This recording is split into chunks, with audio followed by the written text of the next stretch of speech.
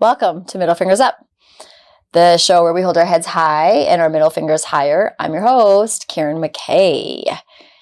So, just want to start with this whole space you and I got going on. It's all about us doing a lot of those like reruns of rewriting, rescripting, rethinking, relearning, blah, blah, blah, all that stuff. So, I'm hoping this is doing just that for you. And we're really here together to challenge some of these, call them what you want, old narratives, old stories, old thoughts, old beliefs, old things and stuff that maybe aren't serving us. They used to in some sort of way, aren't now, and trying to build upon that. So if you have been following along, we have been exploring some of these narratives behind what some of us are jokingly calling membership to the Angry Brown Girl Club. But it's not really a club anyone asks to join, is it? Instead, it's a space many of us find ourselves in because of society's power imbalances, the histories that are being erased or not taught, and the way really a lot of these dynamics, so our experiences, our beliefs, our values, our privileges, assumptions, all these sorts of things really shape us, and they can become these dynamics. Like in particular, I've been talking about the dynamics between white women and women of color, and this exploring that I've been doing about white feminism. These sorts of dynamics, they have derailed relationships between women of color and white women. I myself have been in many of these, so that is really where my curiosity lies around how can we come out of these moments and conversations with people we really care about, who really care about us, but coming out better, not worse. We've been making sense of how we got here and how to tend to these narratives, stories, experience, like I said, the stuffs and things that you want to call it, rather than erasing them and canceling them. The part about having a connection or a healthy relationship with someone and then it just sort of ending, it's interesting how we do this. And I know that there's some from my past that, okay, maybe I'm not going to come back from, but in this stage of life, I don't want to find myself as I get older in these kinds of conversations or relationships where they just come to a dead end and that's it. So we've been making sense of how we got here and how to tend to these stories, narratives, experiences rather than erasing them. Why? Because they matter, because our histories matter, because we owe it to the future. In segment 1, we explored what it means to apply for membership to the Angry Brown Girl Club, what it feels like to be labeled angry, emotional, or difficult when you're just simply trying to speak up. In segment 2, we reviewed the application by examining how defensiveness often stands in the way of accountability and becomes this blame game. And how can we shift from that to our own actions and grow? Now we're in segment 3, the interview. If the Angry Brown Girl Club were a real club, who would be leading it? What questions would they ask us about our own stories, our behaviors, and our growth? So, welcome to segment 3, the interview. If we want to rewire, reshape, rewrite these narratives that are belonging us to this club, maybe we can sort of start with a couple of questions. One is, what is mine to own in this conversation, in this interaction, in this segment? And then what am I overcompensating for that's out of my control? Defensiveness is a deal maker or breaker, and it's this key to unlocking change or staying stuck. Why does defensiveness matter? Okay, so maybe right here, I'll kind of just stop and say, I understand we touched a lot on defensiveness in segment 2, but I feel we need to stay here for a moment because it's such a pivotal point. Defensiveness doesn't just block connection. It also keeps us from tending to our own stories, our own narratives. And it's probably a good time to build off of where we started in segment 2. One of the ways I want to build off and start is just looking at the differences between being defensive and defending. And I want to break this down. So one of the most confusing parts of this journey for me has been figuring out where defensiveness ends and then like where defending begins. And maybe this is where I can stop. So if I can do a PSA here, it's just journaling can help. A lot of our guests recommend this. Personally, I feel it too. Writing out has really helped me look at the different layers of what's happening and connecting me to all of you. And I would suggest if you don't write, if you haven't tried it, sometimes prompt journals can help. Free writing can be overwhelming for some people. And because this is the interview, you're going to find a lot of questions coming up that maybe can help with some prompts, and writing some of this stuff out could be helpful. Okay, but that's enough for the PSA. So I want to break down defensiveness versus defending. So defensiveness can often show up as a reaction, something like automatic. You're trying to justify yourself, over apologizing, and sometimes even just shutting down and going silent. It's rooted in fear, am I being misunderstood? Am I not enough? Am I too much? All these sorts of things that get in the way, and can cause us to have this reactive response. And then defending is, on the other hand, is intentional. It's about standing firm in your values, your boundaries, your beliefs. And defending comes from a place of clarity, even if the whole situation's uncomfortable. For me, I had to get clear because I was not getting past this, I was getting defensive of the fact that I'm not defensive. And it's like, that's not true. Yeah, you get defensive, Karen. So why was I sort of struggling with that? Was because there are parts in my story, particularly about that dinner or in these power imbalances with my white friends or white people, the systems that often put us in this group of the club of being angry because it seems like we're being so defensive. But what really is happening, we're defending the right to be treated equally and have a mutual respect. So I just want to help us women of color get that clear, because now that I understand that, I think I can get better at not coming off reactive and being defensive when I find myself in these situations. So sometimes when someone calls us out or calls us in, our immediate reaction might be to protect ourselves.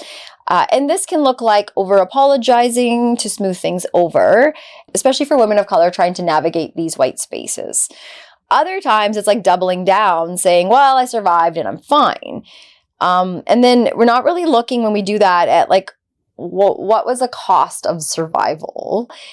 What if defensiveness is a signal, a clue to what's really at stake? Let's imagine the Angry Brown Girl Club has leaders.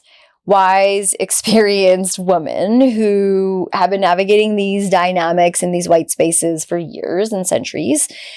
What would they ask us about how we show up in these moments? So if you don't mind, I'd like to kind of take us through an interview of reflecting.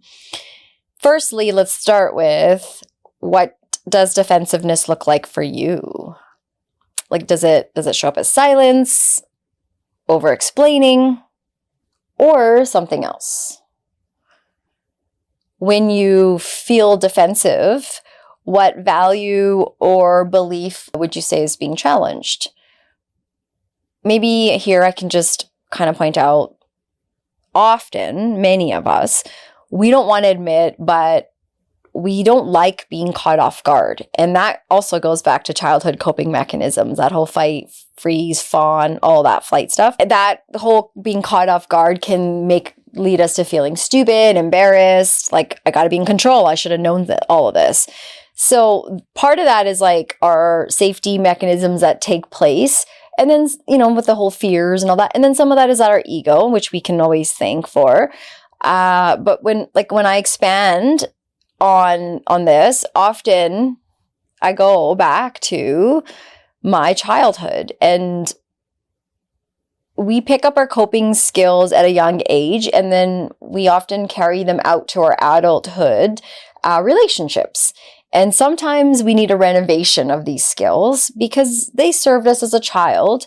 It could have been a coping mechanism. It could have been a defense mechanism. It could have been a great strategy. But as we get older, it's like we grow, we evolve. And so we're still using these skills that could use some sharpening. And so sometimes it's like, let's thank those skills for helping us and serving us when they did, and then building upon them. And then sometimes it's like, okay, we need to really get rid of this. Like, I can't be doing this as a 43-year-old woman.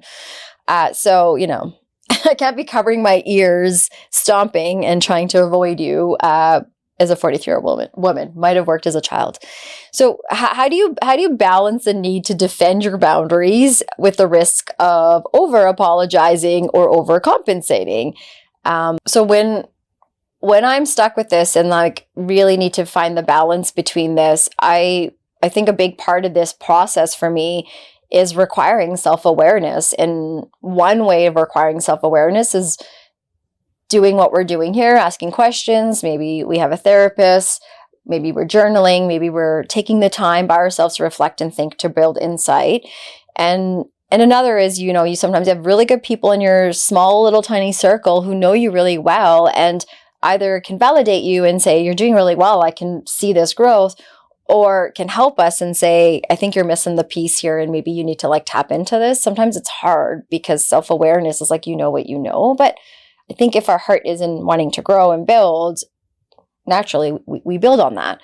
And so self-awareness is like something that's been helpful in this process of figuring all this out. And then also, what are my boundaries? Also having a clear understanding of my values, like what values need some renovating, upgrading, letting go.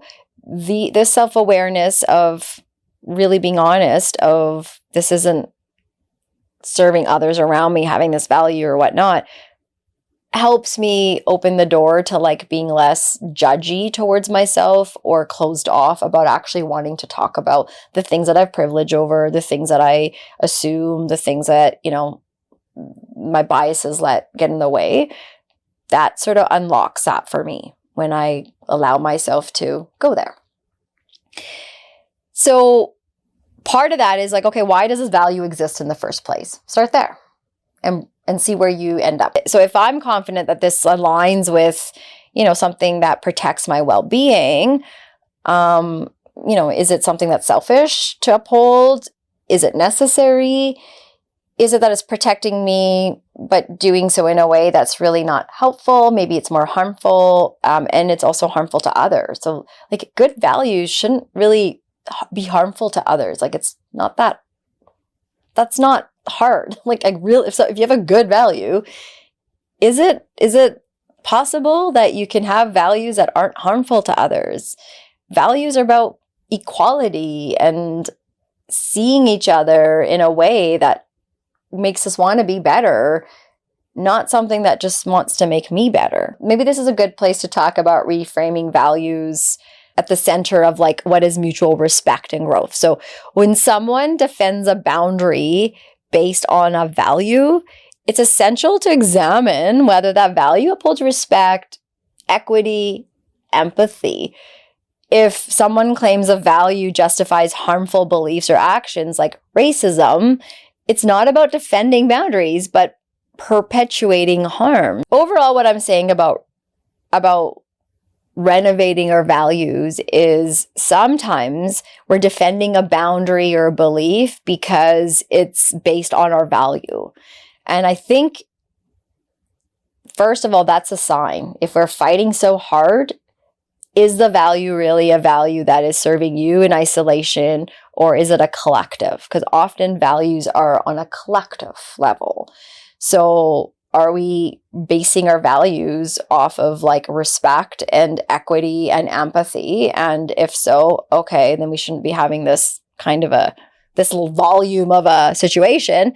But if we're claiming that our like values justify harmful beliefs or actions like racism, in these cases, the conversations shift from simply like protecting our boundaries to really addressing the underlying value of ignorance, exclusion, those kinds of things. So maybe there's like something we can challenge ourselves here with is,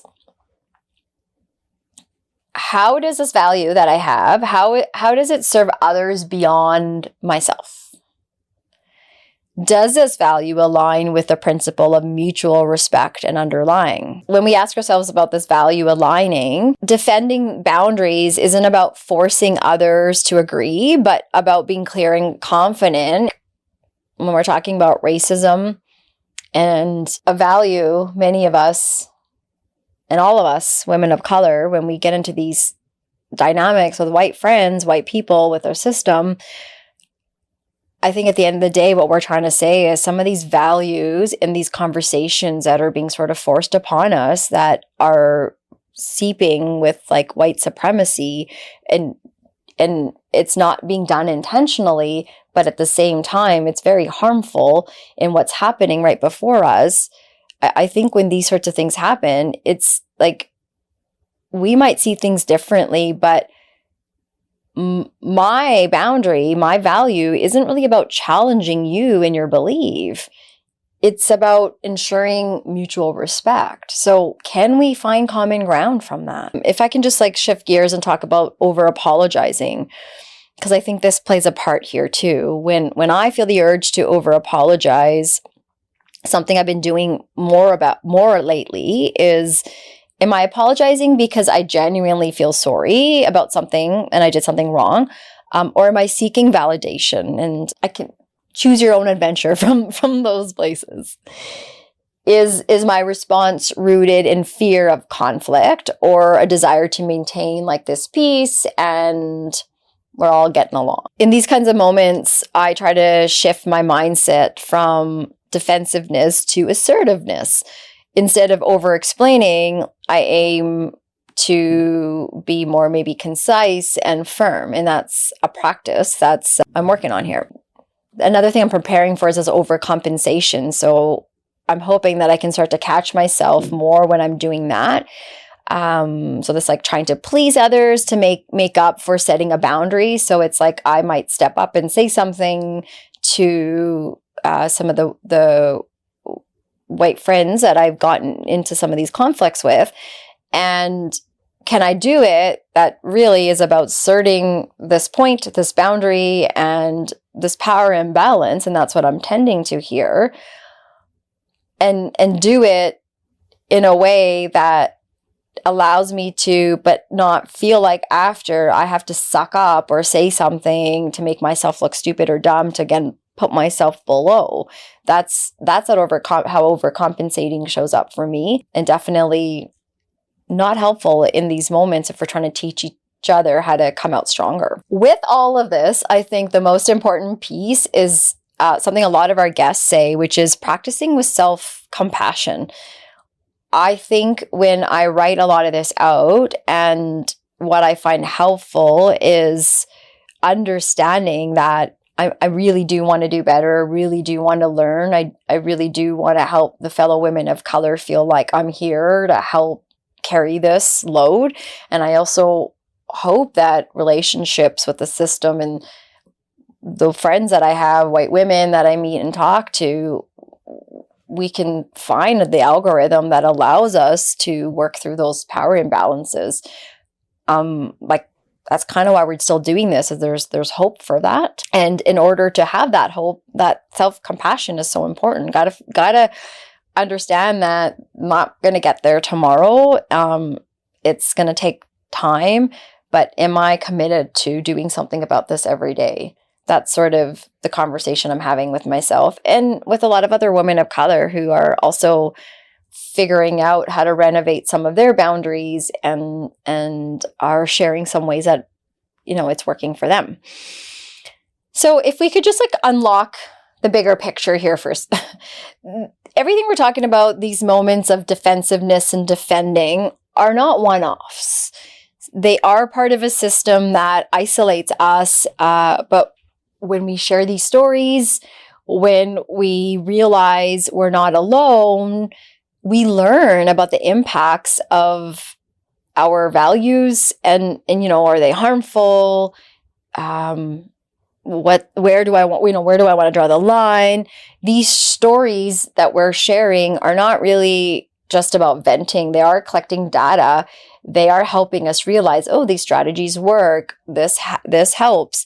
This is how we get the joy of reading books by a lot of women of color who share their expertise, professional and personal, in ways that we can look at the privilege that shows up in these power dynamics. The Angry Brown Girl Club isn't necessarily about staying angry. When we say that, we're talking about growth, connection, and those rewriting, rewiring our experiences, our narratives, our stories, our journeys, our paths. The whole point is like we're building this cool toolkit together that can help us navigate these power imbalances that show up and allow us to be invited to assert ourselves when necessary, and that it's not going to come back at us in a way of we're doing something wrong. So, what's your story? What roles have you found yourself in, and how are you rewriting them? Tell us, share. If we could for a second go back to the over-apologizing role. Here's another dynamic I've fallen into with the over-apologizing. Okay, so I was during I think in the beginning stages of realizing how much internal racism I had to work through. I remember a white friend presenting like an article across the table to me and written by some man of color, and basically said, "You seem angry, maybe this can help." There was like a lot of labeling and deciding for me about what that was. And to be honest, like I didn't even really see it. So I was very defensive of like, I'm not angry. I'm working through stuff. I'm being chill about it. Her gesture came off as very patronizing, and I didn't know how much more of responding in that time I could do. So I apologized for my anger. Even though it was valid, even though I realize now things that I would have done differently, but that story I'm grateful for because it helps me along my journey of where do I need to apologize and where I don't. Definitely the anger that is sacred, that comes out, that invites us and puts us into this club, is the armor that we will continue to have to wear if we can't start to work through some of this power imbalance that's happening with white women and women of color. Maybe we can do some reflective questions in this interview. So when we're talking about apologizing, when have you apologized for something that you didn't need to? Was your apology about diffusing tension or taking accountability? Another role, the competitor's trap, so maybe I can share an example, is a white friend once suggested I recommend this like diversity course to another white woman who I was not happy was I was having back and forth conversations that involved a lot of microaggressions, and I didn't really know where to start and how to address it. So I was telling my other white friend about it. And so her response was, oh, I did this course, and believe it or not, even I learned something about it. And so maybe this person could benefit from it. And this upper hand of I know better, and because often what happens is white women don't really know how to validate or connect when we share a racial experience. And so this need to overcompensate, or the ego comes in to defend. And so there's try this, do this, write a letter to the mayor, do that. And we're just looking for validation and understanding. And it's not really the time to tell us to go take a course or tell someone to take a course that's really designed by a white person too. So it's actually not helpful. But also saying things like, oh, I'm surprised I even learned something too. It really shows a privilege in these conversations. It's like there are levels of being racist. So we need to understand that it's ingrained, it's in there, and everyone has these parts of them that we all have to unlock and work through. And when that doesn't happen in situations between white women and women of color, we often have nothing but to kind of walk away with overcompensating, feeling bad, or taking the number to the course. And I think we have to that's a great moment when we're feeling that upper hand of try this. That's a good time to interject with thanks. Here's what's happening, and here's what could be beneficial in this moment between you and I.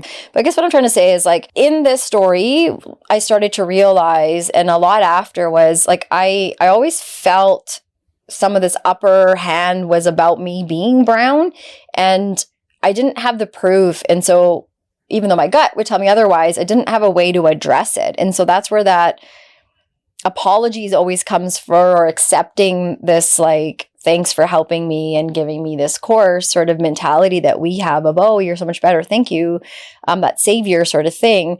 I think this competitor's trap that we get into, what it did for me was questioning, first of all, am I imagining this? Why is my gut making me feel this way? And then as I started to talk to other women of color, I started to realize these, again, aren't isolated things, that these microaggressions and patterns and dismissals and power plays are part of a bigger system. And it's really why this club exists. If we continue with the interview, and we can borrow some questions from Saira Rao and Ruby Hamad, who I have referenced throughout segments 1 and 2.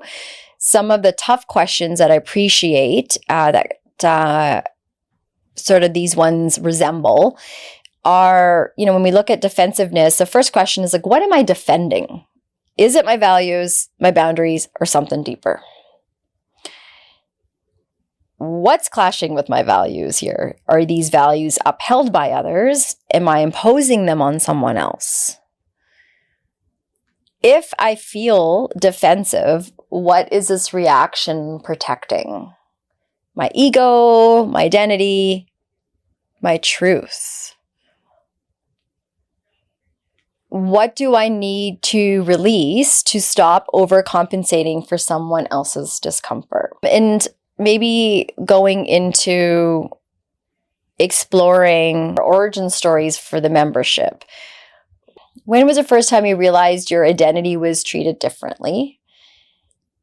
For some people, this could be as early as childhood, that whole making you feel othered. I really was impacted by that word when Saira had used it in Deconstructing Karen, the first time she had felt othered. And it's such a big, impactful word. We see it on our demographics forms all the time. And sometimes we look at it as thank you for the acceptance of other. But that's because it's a choice. When you're othered, it's not a choice, and you're basically put in this box. And so it's helpful to go back and look at sort of when did you realize it? For some, it's when they're younger. For me, it was way older. How has your name shaped your experiences? Did people mispronounce it? Were you ever pressured to change it? How did you feel about these moments over time? This is a huge one for me. I put this in here because my name, I've talked about this, plays a big part in my journey. I'm very honored by the name I was given. And, it's so funny. I talk about this today, and I'm also wearing my grandpa's sweater today. I was given this name by my grandpa. There's a beautiful story along with it, but I won't go into that side quest today. However, I don't say my name the way that it was given. I say it the way I have been taught by white people over time to say it. And I'm so far away from saying my name the way it's meant to, because I feel so disconnected. And it's also my gauge. I can tell where I am on my journey because I'm still not there yet. But we experience this a lot, and our name is a big part of our story. We were taught in the Western world it represents you, and look people in their eyes when you shake hands and you say your name. And it's hard because our name often is not met with that respect. What's a moment when you felt invisible or unheard because of your identity? This can reflect experiences with the system, the exclusion that you've experienced. Have you ever felt you had to perform or downplay your identity to be accepted? And how did that feel? How did that end up? If we shift to understanding the emotional impact behind this, what has hearing your name mispronounced repeatedly done to your sense of self? How do you feel when someone assumes you're lucky to be here? This one is one that I go back to because I feel very guilty about not sharing and recognizing my own privilege of being a Punjabi girl being born and growing up in Canada, but in a time where I was on the cusp of that survival generation and really getting into thriving. And here we are today. You and I are talking about my stories, and this is sort of how we're doing the work. A lot more fun than what the generations before us had to go through. So there's a lot of guilt. So when people remind me of, oh, don't forget, you're privileged too. You get to go on the same trip that we're going on. Yeah, I know. I recognize that. I have to live with that. I hear you. I really encourage when we do that, like, put the mirror back to you and let's ask ourselves, like, am I recognizing mine in this moment? Because it's like really interesting when white people tell me to recognize my own privilege. Have you ever felt excluded or overlooked because of your identity? What did that teach you about yourself in the world? What are the small ways you've had to shrink yourself or adapt to avoid being seen as too much? I'm sure some of you are probably thinking about external features, hair, the curls, the thickness, the comments, the can I touch it, the comparison. Like this is the hard part. It's like now we can relate on our hair being so similar, but what about the bigger things that are happening that you can't connect to or question that's happening, but here we all are, at the same level. So it's always picking and choosing when we're on the same level. And it's not the women of color that get to pick when that happens. How do you navigate spaces where you feel like you don't belong? This is huge. Seeing a racialized therapist, PSA, really recommend people of color finding a therapist that is either of the same race or of the similar culture. There are very different conversations we're having when it comes to boundaries and values and whatnot on that level. And the validation, it doesn't exist until you get it from someone of your own community that has the capacity and education to also help you understand what's happening. Holy crap. But the other thing to this PSA here is that please make sure whoever you are finding as your therapist, they are registered and abiding ethical regulations. A lot of people today, including myself, could claim as a therapist. I have a lot of mental health experience, a lot of professional and personal experience, but I'm not a therapist, and nor will I ever claim to be one. So just really want to encourage people who are finding therapists. I've heard really sad stories.